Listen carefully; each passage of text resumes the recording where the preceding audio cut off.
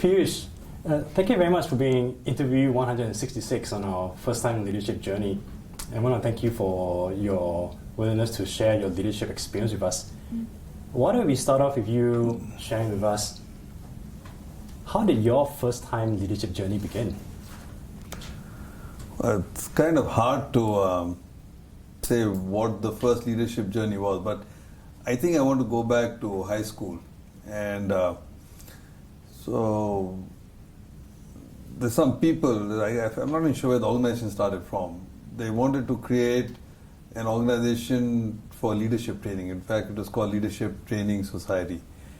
And so they hopped along to my high school and they talked about how they wanted to get a bunch of people who could get together and start thinking about how to create leaders. And I put my hand up, and for some reason they selected me to be the head of this organization. But the real learning came not from that. The real learning came from the fact that this was a platform to start creating an organization which spanned across schools. So there were 8 or 10 decent public schools in New Delhi where this was.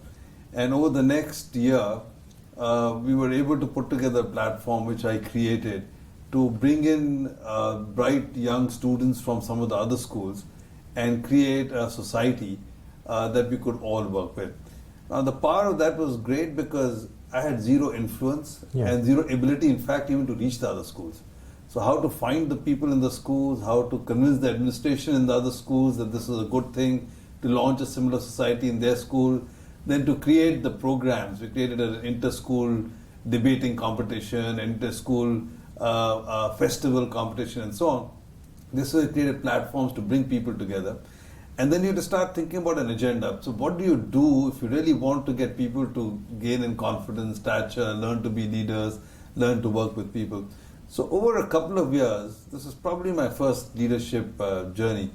And in hindsight, I really learned a lot about leading people, influencing people, motivating people with zero direct control, just purely through influence.